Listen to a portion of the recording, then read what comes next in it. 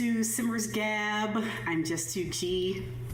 I'm a Resin Bloom, and we have our special guest. Hi. Introduce yourself, special guest. I'm Virtualee. You guys call me Lee. Yay! Happy to be here. Thanks for having me aboard. Oh man, we are so excited to have you. Thank you. Show. All right. So Virtualee, how do we know you best? I'm the crazy girl with all the accents. You have so many awesome accents too. I'm the crazy girl that does all the weird voices. That's my strongest personality is Joaquin.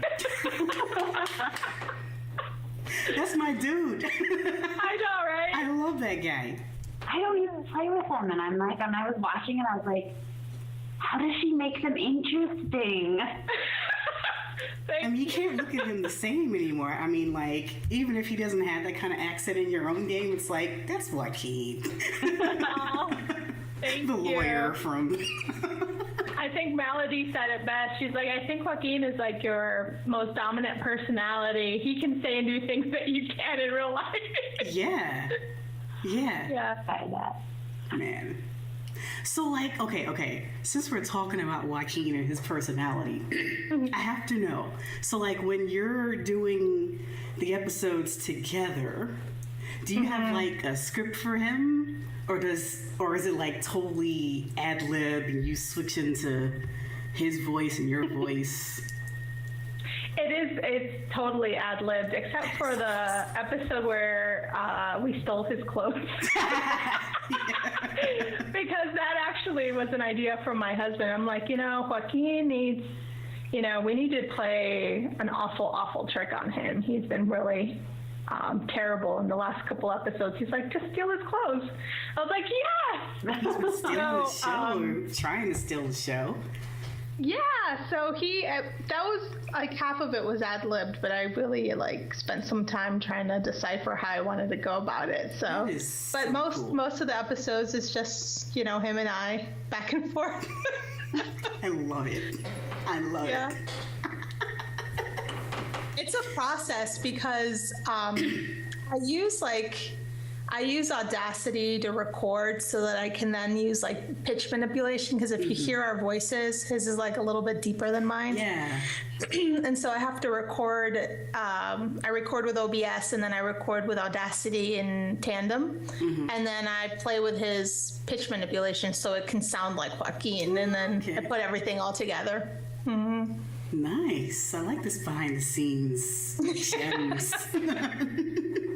Thank you. Sometimes I forget, and then he sounds really high pitched. And I'm like, damn it. I think I heard that one time. I'm like, wait a minute. That's not. I'm like, do I want to pull the whole thing down and do it out? Nah, people get it. Yeah. As long as the accent's there, we know it's him. Yeah, Jolan, let me tell you something. Wait, is that him now? Yeah. Joining us? You are so pretty. My little turnip. My little producer turnip. Where did turnip come from? I have no idea. I love it. It was the randomest thing. I'm like, okay. Go with it. Yeah. So when did you know he was going to be the guy? Because he came from your other story. Yes, you have to tell everyone exactly what we're talking about. Okay, So, go ahead. yeah. So introduce your story. So Joaquin is So Joaquin is a co-host for the Disney Bachelor Challenge on my YouTube channel. And he is a character that was pulled in from the Cursed Beauty story because he was Humberto's friend in that story, in my original CB story. And he was just I don't think he was even in the beginning episodes. He just kind of came to be, towards the end of the story. He was there for the wedding, and he did the toast. I think that was the first time we ever... Well, he was in the episode where Humberto had the aha moment. Yes. And he was sitting at the table with Rosebrook and Joaquin, and he like had his aha moment and ran out of the cafe. And Joaquin was like, "Where are you going so fastly? You are walking like a fart." Yeah. And everyone loved him. Like, he just stuck, you know. But he was a creation. Like, his character is it's kind of like a hodgepodge of every single one of my friends and family from Puerto Rico. Nice. The accent, the way they think, the way they react to people, you know, it's like, okay, this is the epitome of what I grew up with. I love it. He's a little cray, but people loved him. He is a character. I mean, like you're wonderful, but like he would just exist really well without you at this point. You could just let him go. Tell him that. I know his head will get really, really big. He's not allowed to watch this episode. No. Yeah, he can't watch. But I can hear you.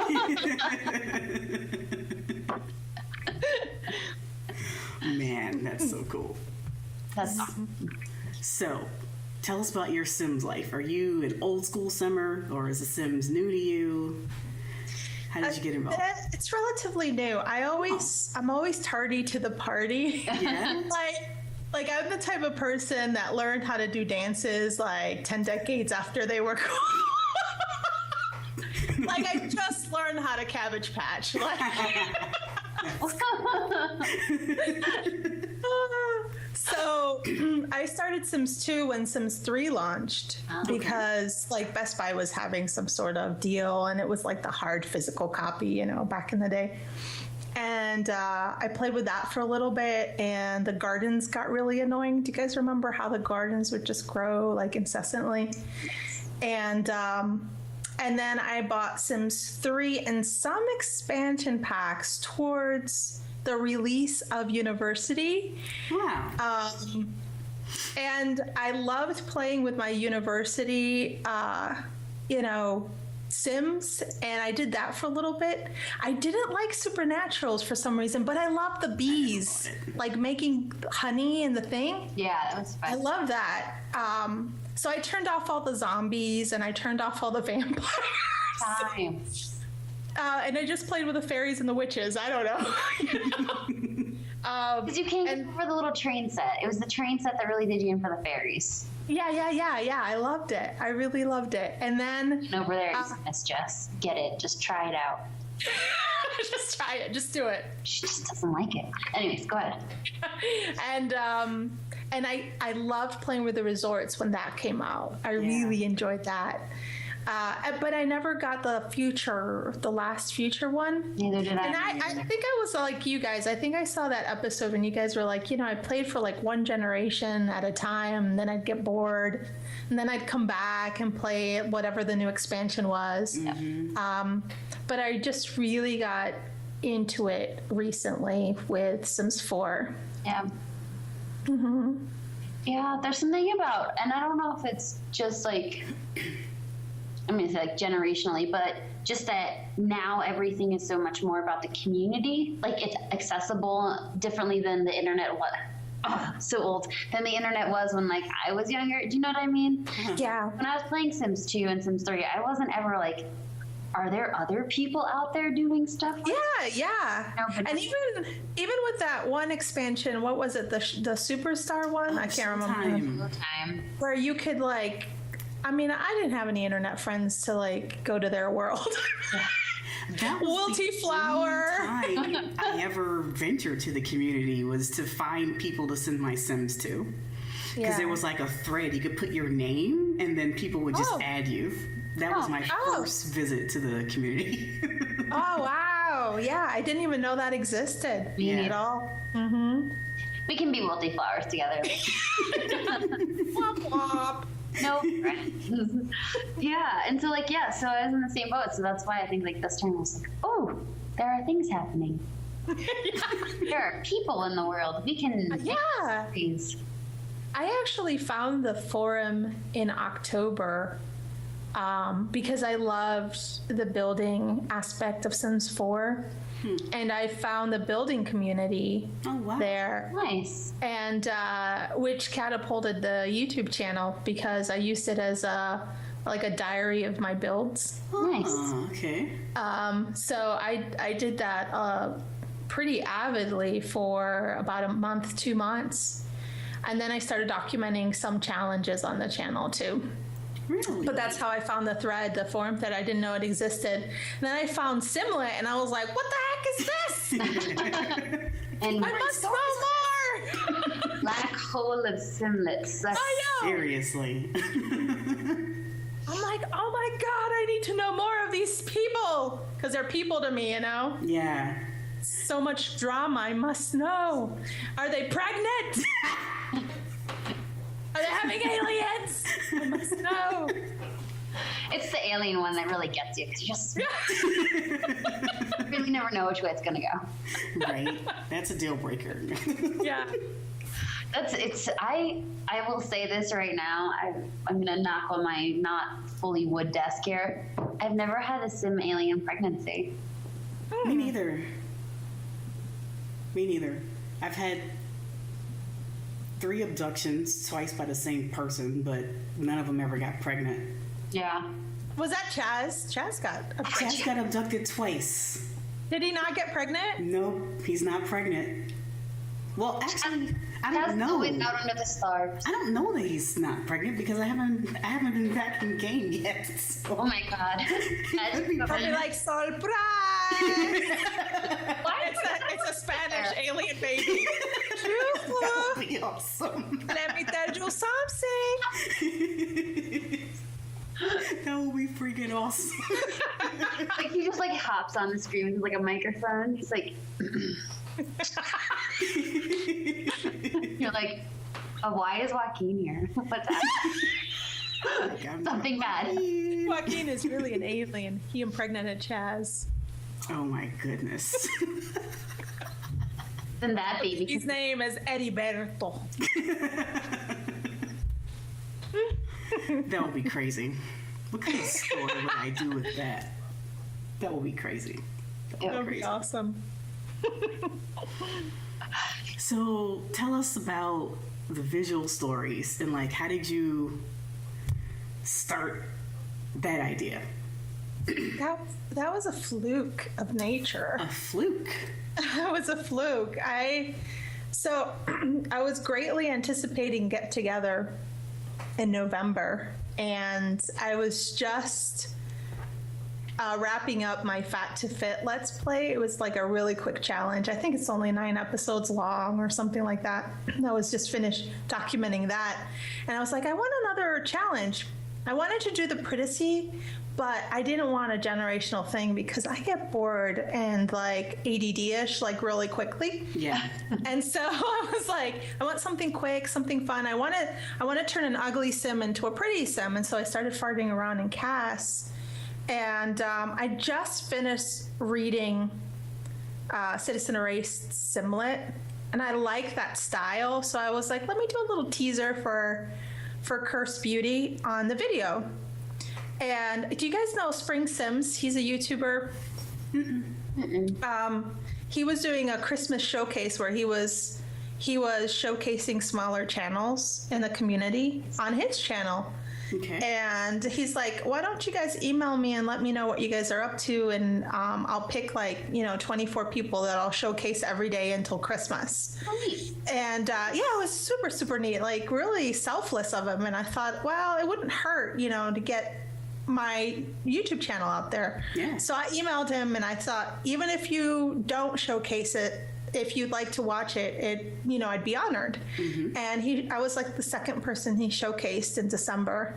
Nice. And everyone loved that teaser. They wanted to know more. Like, I want to know about these sisters, and I want to know how, she goes from how she starts breaking her curse, and her parents were interesting. And I was like, if I just do a Let's Play, I feel like I let everybody down. So I did these small little snippets in the beginning of every episode to kind of push forward the story and and get that going. So it was kind of like a happenstance, you know. That's kind of cool. I love it. Oh man, love, made me happy.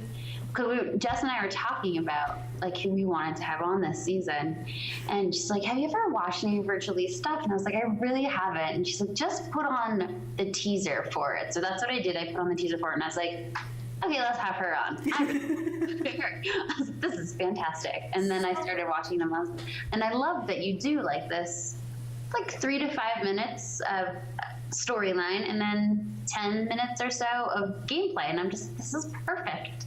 Thank you. It's like the perfect balance of not being bored of watching like somebody playing too long, and then not just you talking over pictures the whole time either. I would mind that. I know like the talking too. I'm like, it was story time. Well, I know people are so busy. I don't ever want to do like a 30-minute anything, but and I don't want to, I just felt like it was going to be one of those, and I was awful at commentating. I don't even like look at the beginning Let's Plays because I get so embarrassed, but it's there to remind me of where I started. Yeah. But like my pictures, you could see the plumb bob and they were all distorted. And oh my gosh, if you guys see the thumbnails that I started with Fat to Fit, it's like just two Sim sets standing on the sidewalk. There's. Have you ventured on either of our websites to the very beginning of our? Yeah, they're embarrassing as well. You look at like chapter 2 of the Skinner saga. I'm like, don't look at the walls down. Don't look at the walls down. The walls are down. Look at the bedroom. But you know, the community actually helped out. There's a thread, and I can't remember what it's called, but they talk about all these like little tips and tricks. Like, I think it was